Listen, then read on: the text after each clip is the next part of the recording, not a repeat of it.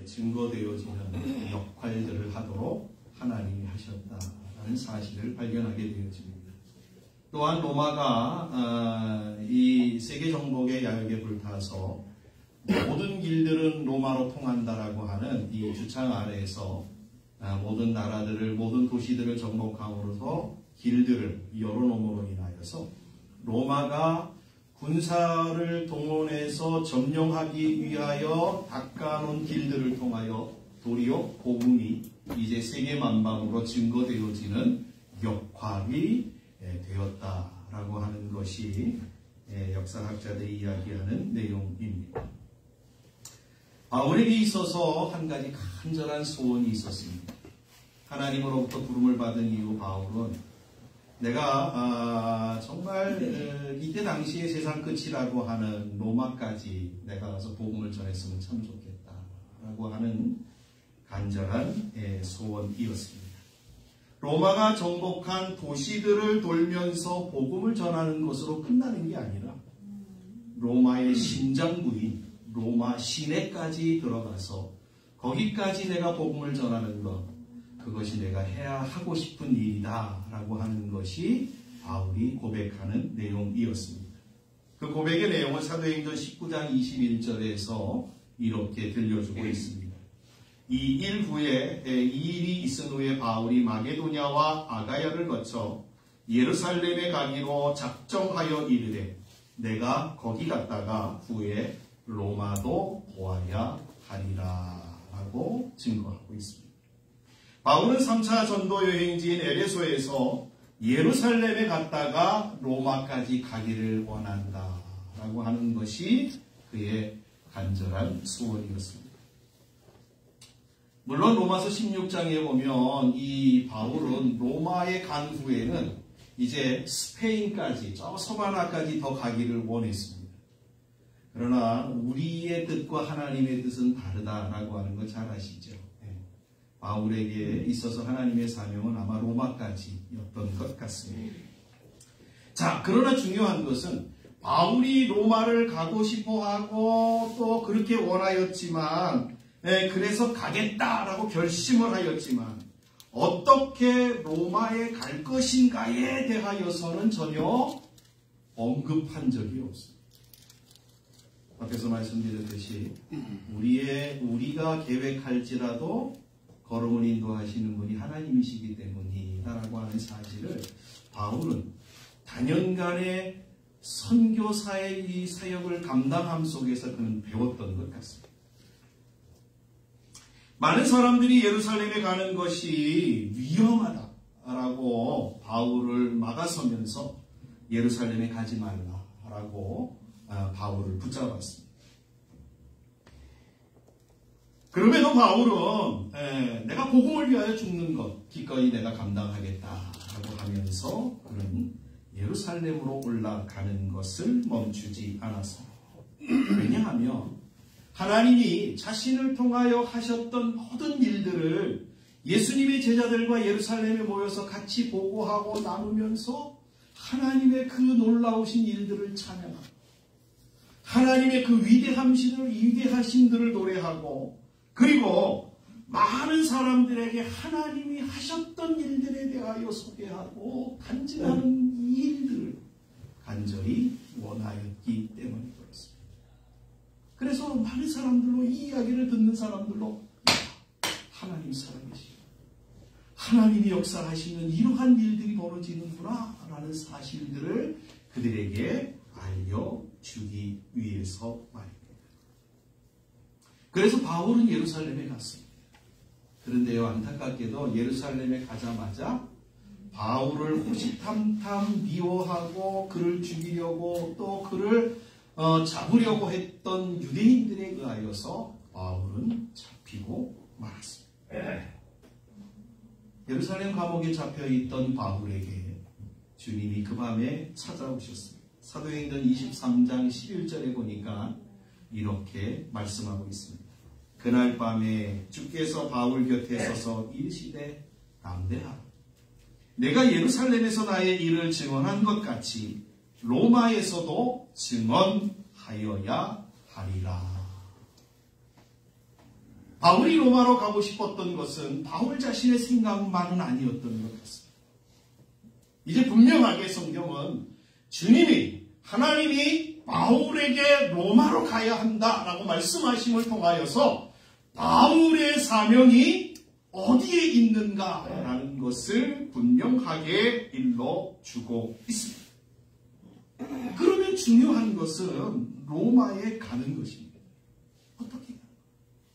로마에 가서 어떻게 복음을 전하고 어떤 결과를 만들어내는 것, 그것은 사실은 하나님이 하시는 것이죠. 바울이 지금 해야 할 일은 무슨 일을 해야 되는 거예요? 로마에 가는 일입니다. 우리는 보통 어떻게 생각하냐면 하나님이 바울을 로마로 보내시는 것은 무슨 놀라운 일들을 이루시기 위하여 그에게 계획하고 하나님이 보내시는 것 아니냐, 이렇게들 생각을 합니다. 우리의 삶에서도 마찬가지입니다. 우리가 기도로 하루를 시작하고 하나님의 말씀대로 순종하며 살아가면 약속하신 내용대로 하나님의 놀라운 일들이 일어날 것이다 라고 우리는 생각하고 그렇게 여깁니다. 우리가 해야 할 일은 우리에게 주어진 길을, 우리가 해야 할 일을 하면서 걸어내는 일입니다. 놀라운 일을 펼쳐내고 우리의 삶의 역사를 만들어내는 것은 하나님이 하실 일이에요. 그런데 성도들은 어떻게 하냐면 내가 할 일 안 하고 하나님의 역사하심만을 고대하는데 문제가 있어요. 저와 여러분이 오늘 이 말씀을 듣고 정말 저와 여러분들이 해야 될 일을 우리가 감당해내요. 하나님이 하실 일은 하나님이 알아서 하실 거예요. 그것은 하나님 앞에 맡기고 우리는 우리가 해야 할 일을 마땅히 하는 그러한 분들이 되어지셨으면 좋겠습니다. 그렇죠? 그러니까 바울에게 있어서 바울은 로마로 가야 된다라고 하나님이 명령하셨다라고 한다면 그런 어떠한 방법을 통해서라도 로마를 가면 되는 거예요. 그러면 로마에 가서 하나님이 어떻게 역사하시고 어떠한 일을 펼치실 것은 그걸 하나님이 알아서 하실 일이에요. 거기까지 뭐 내가 로마 가면 하나님이 놀라운 일을 펼치실까? 그건 바울이 걱정할 문제가 아니에요. 우리의 신앙에도 그렇죠? 저와 여러분들이 해야 될 일은 오늘 하루 주어진 우리의 삶을 예수쟁이로서 하나님을 믿는 그리스도인으로서의 합당한 삶을 살아내는 거예요. 내가 하나님을 믿는 교회 다니는 사람으로서의 다른 모습과 다른 삶의 내용들을 보여내는 것, 이거 하나 우리가 하시면 돼요. 그러면 그 삶을 통하여서 하나님이 역사하시고자 하시면 그 삶을 통하여 하나님께서 이루어가시는 거예요. 그런데 문제는 우리가 할 일은 고사하고 우리는 늘 잿밥에만 관심이 있는 그러한 경우들이 많다는 거예요. 우리 성도님들은 내가 할 일을 놓치는 그런 분들이 되어지지 않으셨으면 좋겠습니다. 내가 할 일을 묵묵히 하면서 기다리는 그 모습, 그게 주님이 오늘 우리에게 요구하시는 모습이다라는 사실을 기억하셨으면 좋겠습니다. 바울은 반드시 로마에 가야 한다는 사실 앞에서 그는 여러 가지로 고민했습니다. 어떻게 하면 로마에 갈 수 있어? 어떻게 하면 내가 이 상황 가운데서 지금 감옥에 갇혀 있는 죄수의 몸으로서 어떻게 하면 로마로 갈 수 있을까? 여러분 그냥 밤점을 설쳐가면서 아마 바울은 고민했을 거예요. 그러나 죄수의 몸인 지금의 상태로는 로마에 가는 것은 거의 불가능에 가깝지 않습니다. 그가 지금 죄수의 신분에서 로마에 갈 수 있는 방법은 오직 하나입니다. 그게 뭐냐면 바로 로마의 황제인 가이사에게 자신을 재판해 달라고 상소하는 것뿐이었어요. 왜냐하면 이것 또한 바울이 로마 시민권자였기 때문에 가능했던 일이었습니다. 로마 시민권자는 로마의 황제에게 재판을 받을 수 있는 권한이 있습니다. 여러분 아마도 바울이 로마 시민권을 갖고 있었던 것, 그의 아버지로부터 인하여서 그가 태어나면서부터 로마 시민권자가 되어졌던 것은 아마도 하나님이 이때를 위함이 준비시켰던 것이 아닙니다. 이렇게 생각이 되어집니다. 가이사에게 상소를 한 바울은 로마로 가게 되었습니다. 27장 1절에 보니까 율리오라고 하는 백부장이 로마에 가는 죄수들을 통솔하는 지휘관이 되어서 바울을 비롯한 다른 죄수들을 이끌고 로마로 가게 되었습니다. 지금 바울이 있는 이 예루살렘에서 이제 로마로 가는 배는 이때 당시에는 없습니다. 직항로는 없습니다. 그래서 여러 지역들을 거쳐서 이 로마로 가게 되었습니다.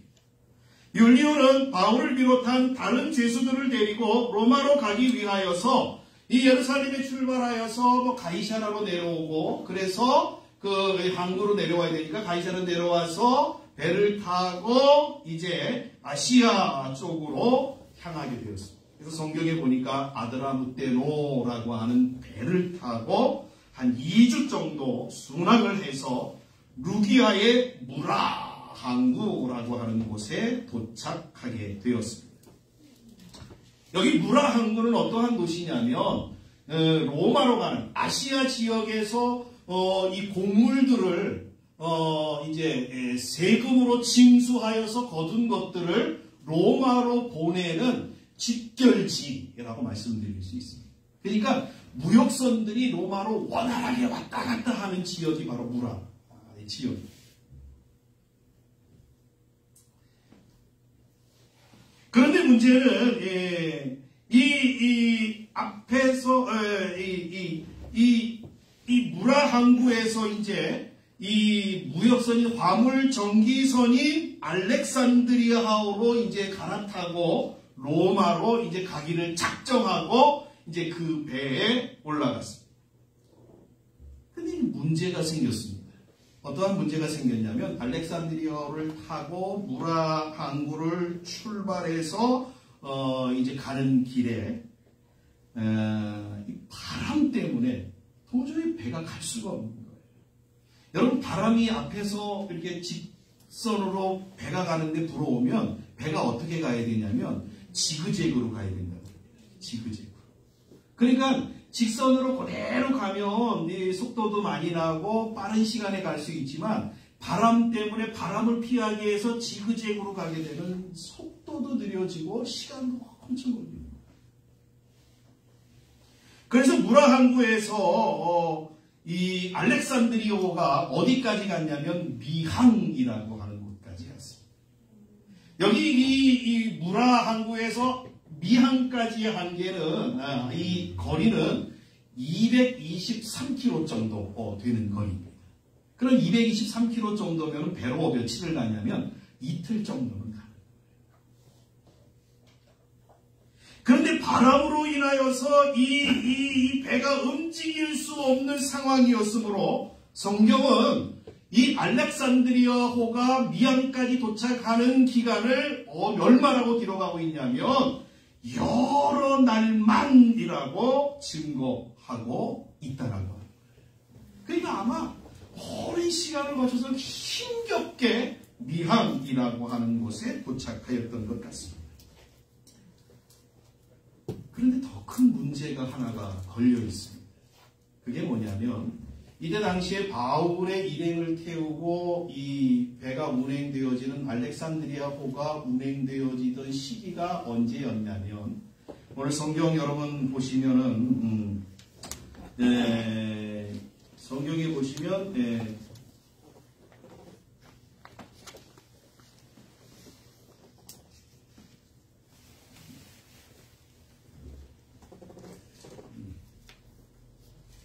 구절에 보시면 이렇게 되어 있습니다.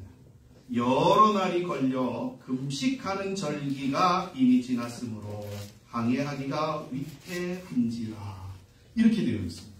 그러니까 이때 지금 알렉산드리아호가 미항으로 가는 이 시기가 언제 시기냐면 성경이 뭐라고 얘기하냐면 금식하는 절기 때 이렇게 이야기하고 있습니다. 여기 금식하는 절기는 어떠한 절기를 가리키냐면 유대인들이 지키는 대속죄일을 가리키는 겁니다. 대속죄일은 유대인의 달력으로 얘기를 하면 7월 10일부터 지키는 절기입니다. 그렇죠?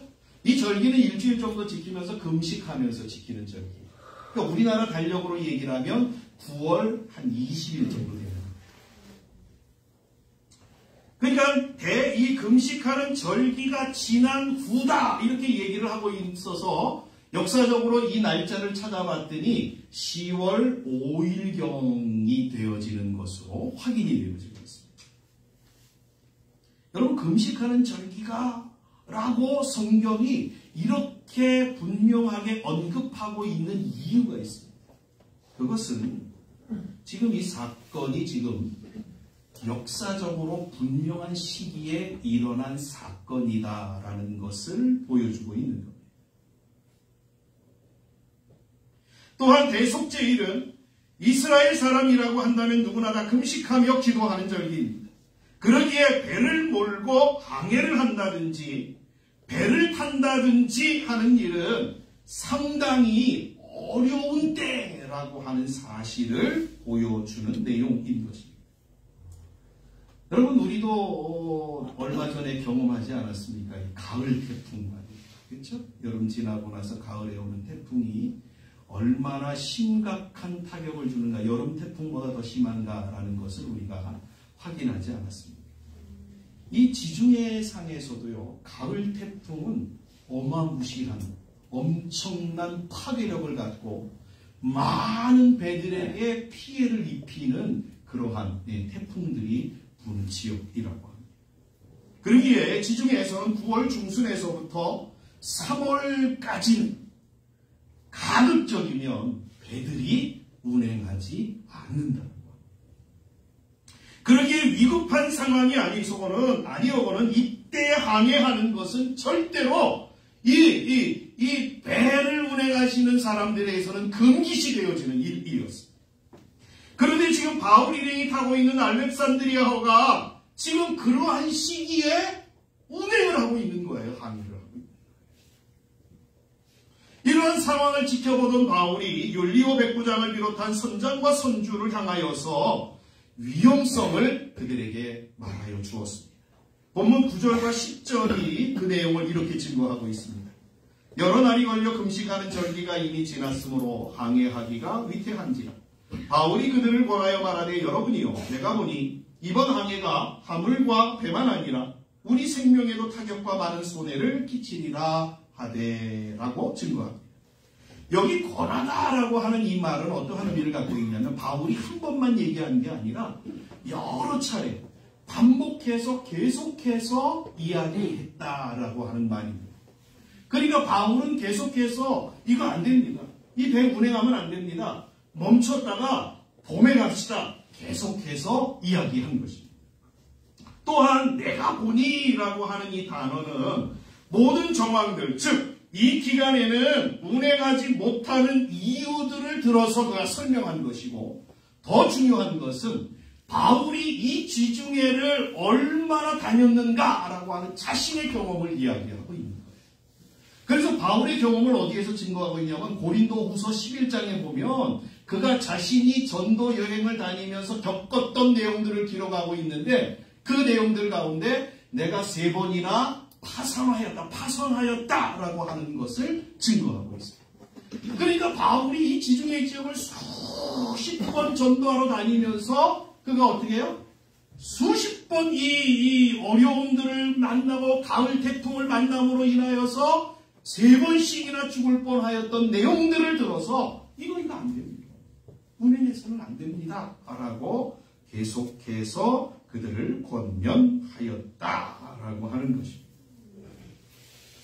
또한 뒤의 내용들을 통해서 우리가 확인할 수 있는 것이 뭐냐면 또 하나가 있는데 바울은 자신의 경험과 자신의 지식을 가지고만 이야기한 것이 아니라 하나님의 성령의 감동과 인도하심으로 지금 이 이야기를 선장과 선주와 백부장에게 해주고 있었다라고 하는 것입니다. 이러한 권면에도 불구하고 율리오는 바울의 말보다는 선장과 선주의 말을 더 믿었습니다. 백부장 율리오가 항해를 계속해서 고집하였던 이유가 있습니다. 그것은 이 벵겔이라고 하는 주석가가 이렇게 이야기해주고 있습니다. 아마도 이 알렉산드리아호가 곡물수송선이기 때문에 곡물수송선이 로마로 가는 것이 지연되어지면 로마에 이게 심각한 식량난이 일어난다는 거예요. 그러면 그 알렉산드리아에서 이 곡물수송선을 지연시켰던 장본인이 누구냐? 그 사람은 로마에 의해서 엄중한 벌을 받게 되어지기 때문에 그 벌을 모면하고 피하기 위하여서 이 율리오는 알렉산드리아호를 항해하는 것을 강행하였다라고 주장을 하고 있습니다. 또한 성경 12절은 이렇게 증거합니다. 미항에서는 이 겨울을 지내기가 너무 불편하다는 거예요. 너무 좁다. 우리가 너무 활동폭이 너무 좁고 여기서 뭐 할 일도 없고 여기 너무 좁으니까 너무 큰데 좀 그레데 항구, 베닉스 항구 가가지고 거기서 우리가 좀 겨울을 나자라고 그들이 이 배를 타고 있었던 사람들이 주장하였기 때문이었습니다. 그러니까 사람들도 지금 시기에 이 로마까지 항해하는 것은 무리였다라고 하는 것은 동의하는 것 같습니다. 그래서 합의한 것이 뭐냐면 베닉스까지 가는 거였습니다. 그러나 바울은 안 된다는 거죠. 한번 정리해 볼까요? 미항에서 베닉스까지는 몇 킬로 정도 되냐면 한 65킬로 정도 된다. 65킬로만 가면 된다는 거예요, 사람들은. 65킬로면은 배를 타고 얼마 정도 가냐면 반나절이면 가요. 그러니까, 야, 반나절인데, 뭐, 그 정도까지는 뭘 이렇게 막냐. 바울, 당신이 말이 다 옳다라고 그래도 반나절이야. 거기만 가면 우리가 편안하게 겨울 날 수 있으니까 그것만 좀 양해를 해주고, 응? 당신 그것도 용납 못해? 이렇게 얘기가 되는 거예요. 그래서, 이 사람들은, 항의하기를 시작했습니다. 바울 한 사람만 가지 말자고 하고 있는 반면에 배의 전문가라고 할 수 있는 선장과 선주는 가도 된다고 하고 있습니다. 거기다가 사람들 또한 거의 대부분이 선장과 선주의 말에 동의하고 있습니다. 결정적인 이유가 하나 있습니다. 결정적으로 그들이 가야 된다라고 다 동의하고 그래서 가기 위하여서 배에 올라탄 결정적인 이유가 본문 13절에 기록하고 있는데 뭐라고 기록하고 있냐면 남풍이 선하게 불어주었다라고 하는 거예요. 그렇죠? 그러니까 미항에서 지금 그렇죠? 미항에서 지금 베닉스 항구로 가는데 미항에서 바람이 베닉스 쪽으로 부는 거예요. 그러니까 어떻게 해요? 배만 타면 그냥 바람에 의해서 순탄하게 갈 수 있다는 거예요. 야, 이거 기가 막히게 하늘이 지금 우리를 도우고 있다. 그래서 사람들이 얼씨구나 하고선 이 알렉산드리아호를 타고 베닉스 항구로 출발하였습니다. 그런데 문제가 생겼습니다. 그레데 해변을 지나서 베닉스로 가려고 하는 마침 그레데 해변가에서 이런 큰 풍랑, 이 광풍이라고 하는 유라굴로를 만나게 되었던 것이었습니다. 여러분 이 내용을 좀 제가 살펴봤더니 이렇게들 주장하더라고요. 이 그레데 해변에는 이다라고 하는 이 산이 하나 있습니다. 이 산의 높이가 얼마냐면 2100m라고. 2100m니까 미항 쪽에서 바람이 불어오다가 이 산을 타고 넘어가야 되는데 이 높으니까 이 바람이 넘어가지를 못하고 부딪히는 거예요. 부딪히니까 어떤 현상이 벌어져요? 이게 반대로 다시 역풍이 돼가지고 불어오는 거예요. 그러니까 바람이 넘어가지를 못하고 역풍이 되어서 불어오니까 남풍으로 불던 바람이 다시 북동풍으로 불어서 다시 어떻게 해요? 베닉스 항구로 가던 배에 뱃머리를 때리는 거예요. 가지 못하게 만드는 거예요. 그러면서 어떠한 현상이 벌어지냐면 바람이 역풍이 되어버리니까 파도를 일으켜가지고요. 광풍이 불게 되어진 현상을 일으켰다. 성경은 이 바람의 이름을 뭐라고 부르냐면 유라굴로 이렇게 해요. 유라굴로라고 하는 뜻이 뭐냐면 광풍이에요. 미친 바람, 무서운 바람이라고 하는 뜻을 갖고 있습니다. 이것이 얼마나 위험한 바람인가라고 하는 것을 이 말 한마디를 통해서 우리에게 일러주고 있습니다. 유라굴로 광풍 앞에서 배는 그야말로 속수무책의 상황이 되었던 겁니다. 이렇게 바람에 휩싸이고 나면 배가 방향을 잃고 속수무책으로 표류하다 결국에는 암초에 부딪혀 파손되는 것, 그것은 그냥 불보듯 뻔한 것, 그냥 기다려야 되는 상황이었습니다. 여러분, 우린 여기서 한 가지를 좀 생각하고 넘어가야 될 것 같습니다. 세상 사람들은 보이는 것, 그렇죠, 현실, 그리고 그들이 가지고 있는 지식과 경험, 그리고 군중심리와 자신에게 피해가 오지 않도록 하려는 자기 애착을 갖고 자기에게 주어진 일들을 판단합니다. 물론 이런 것들이 다 나쁘다라고 말씀드리는 건 아닙니다. 하나님을 모르는 사람들은 이렇게 판단하고 결정할 수밖에 없습니다. 당연한 거예요. 그렇죠. 자신의 지식과 경험을 통해서 또 자신이 갖고 있는 어떠한 생각들과 또 군중심리들을 통해서 자기 애착을 통해서만 판단할 수 있습니다. 그러나 하나님을 믿는 저와 여러분들은 이렇게 하나님을 모르는 사람들과 똑같아서는 안 된다는 거예요. 우리가 그들이 판단의 내용으로 가지고 있는 것들 우리도 가져야 됩니다.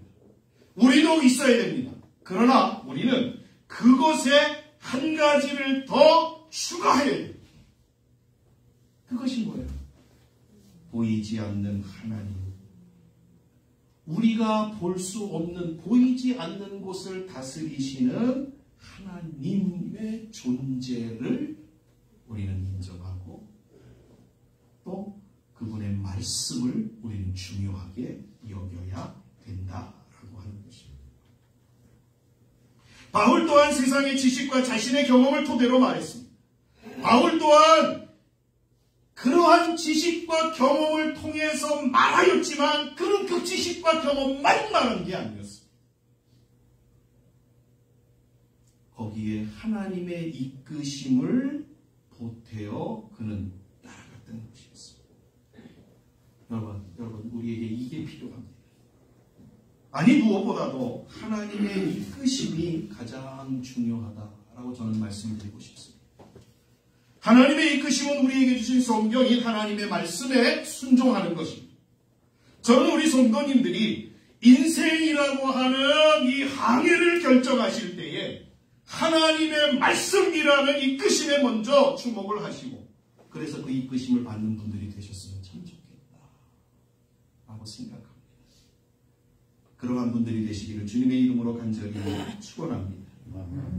유라굴로 광풍 앞에서 속수무책인 사람들은 할 수 있는 일을 다 하였습니다.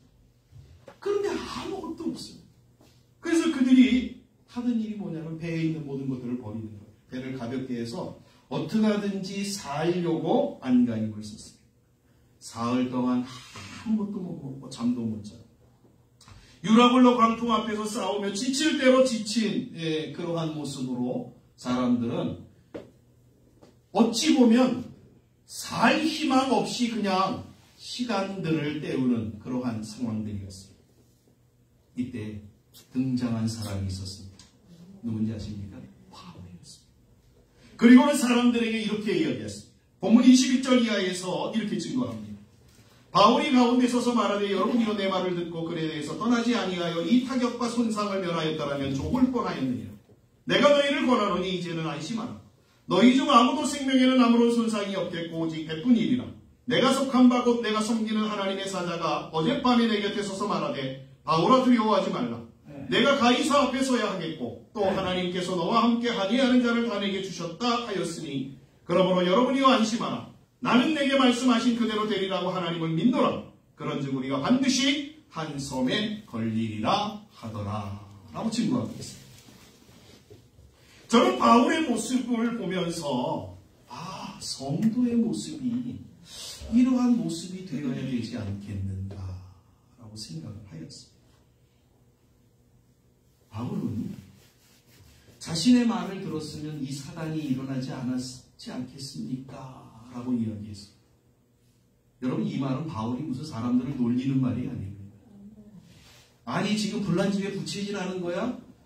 지나간 과거의 일을 뭐하러 얘기를 해? 아니, 지금 우리가 지금 살 문제, 살 방법을 찾아야지 왜 지나간 일을 들추어내서 우리를 괴롭게 만드는 거야? 여러분, 바울이 사람들을 괴롭게 하고 사람들을 책망하는 그러한 내용이 아닙니다. 여러분, 왜 이러한 얘기를 할까요? 사람이 자신의 잘못을 인정하지 아니하며 죄인이라고 하는 사실을 인정하지 아니하면 하나님의 구원을 바라지 않기 때문입니다. 예수 그리스도를 나의 구원자로 인정하지 않기 때문에 그렇습니다. 그래서 성경은 우리에게 끊임없이 이야기하는 거예요. 모든 인생은 죄인이다. 여기서부터 신앙이 시작되어지는 거예요. 그거를 인정하지 아니하면, 내가 무슨 죄 졌어요? 살인도 안 했는데, 나는 도둑질도 안 했는데, 자기가 죄인이라고 하는 것이 인정되지 아니하면 예수 그리스도가 여러분하고 상관이 없는 거예요. 신앙이 여기서부터 출발하는 거예요. 그러니까 지금 바울은 이 배에 탄 모든 사람들을 향하여서 당신들이 지금 어떻게 결정하고 판단하고 당신들이 행하였던 모든 것들은 잘못된 것이다. 근데 잘못을 인정하는 것. 그럴 때 비로소 구원의 영광이 생깁니다. 이걸 보여줘. 그러나 바울은 잘못을 지적함에 끝나지 아니하고 그들에게 구원의 메시지를 선포했습니다. 바울이 가이사 앞에 세우는 것이 하나님의 뜻이기에, 다시 말씀드리면 바울이 로마에 반드시 가야 하는 그것이 하나님이 자신에게 주신 명령이기 때문에 하나님은 바울을 비롯한 다른 사람들의 생명을 지켜주신다라는 것이었습니다. 이 바울이 이렇게 고백하는 거예요. 하나님은 생명의 주관자이시고 하나님은 우리의 인생을 주장하시는 분이십니다. 이렇게 고백하고 하나님을 믿는 사람들은 이러한 생각을 가지셔야 됩니다. 여러분, 잘 기억하십시오. 그의 택한 하나님의 자녀들 때문에 하나님은 세상을 지금도 지키시고 유지하시고 보호하시고, 여러분 기억하십시오. 하나님이요 지금도 세상을 보존하시고 지키시고 유지하시는 이유가 어디에 있다고요? 하나님의 택한 그의 자녀들 때문에.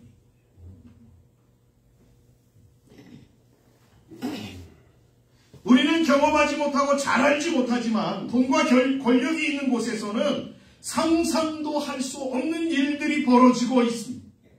그야말로 소돔과 고모라와 같은 곳이 바로 우리가 살고 있는 세상이지 않습니까? 하나님이 보시며 그의 자녀들을 위해서라고 한다면 세상을 다 없애버리고 새로 세상을 만들어서 하나님의 자녀들을 살게 하는 것이 훨씬 좋습니다. 훨씬 빠르고요. 훨씬 유익합니다. 그런데도 하나님이 지금도 참고 계시는 것은 이유가 있습니다. 택한 하나님의 자녀들이 온전한 신앙인의 모습으로 세워지도록 하기 위해서 지금도 세상이 필요하기 때문에 그래요. 여러분, 세상은 예수 믿는 사람들에게 어떠한 장소냐면 우리를 온전한 하나님의 사람으로 만들어내는 훈련장이에요. 훈련장. 여러분, 우리에게 주어진 삶은 하나님이 나를 온전한 사람으로 만들어내고 키워내기 위하여 나에게 주신 시간들이요, 내용들이요, 삶인 거예요. 이걸 놓쳐버리면 우리는 헛되게 사는 거예요. 헛되게 사는 거예요. 또한 아직도 돌아오지 않은 하나님의 택자들을 구원하는 일이 남아있기 때문에 그렇습니다. 세상이 지금도 존재하고 있는 것은 악한 자들 때문이 아니에요. 미국 때문이 아니고요. 재벌들 때문이 아니에요. 하나님이 택한 나 때문에, 바로 저와 여러분들 때문에 하나님이 이 세상을 지금도 붙잡고 계신 것이다라고 하는 사실. 이거 가리켜서 우리 뭐라고 얘기를 하면 기독교 세계관이라고 얘기를 합니다. 그렇죠? 세상은 누구 때문에요? 하나님의 그 택한 백성들 때문에 하나님 짓고 돌리시고.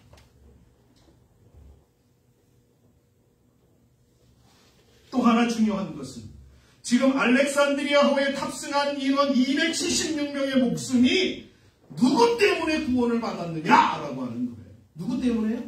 성경이 뭐라고 얘기를 해요? 바울 너 때문에 내가 저 사람들 다 살려줄 거다.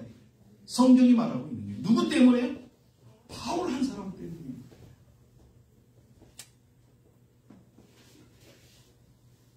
하나님이 바울 한 사람을 택하였기 때문에 바울이 하나님을 향한 온전한 믿음 때문에 지금 276명의 목숨이 구원을 받고 있는 것입니다. 여러분 아시잖아요. 우리 또한 바울처럼 구원받은 사람들이에요. 그렇다고 한다면 우리가 가져야 될 모습은 하나예요. 그렇죠? 네. 그것은 바로 온전한 믿음. 내가 하나님 앞에 속하였다라고 하는 온전한 믿음. 나의 속한 바, 나의 섬기는 하나님. 나는 하나님 앞에 속하여 있는 자요. 하나님은 내 생명의 주관자라고 하는 사실을 확실하게 믿는 믿음. 이거 하나가 우리가 해야 돼. 여러분 이거예요. 중요한 거예요. 바울 때문에. 여러분 이거죠. 저와 여러분들이 오늘 이 말씀을 통해서 우리에게 주시는 교훈이 이거예요. 내가 한 사람이 바르게 하나님 앞에 바른 신앙의 사람이 되어지면 어떠한 일들이 벌어질까?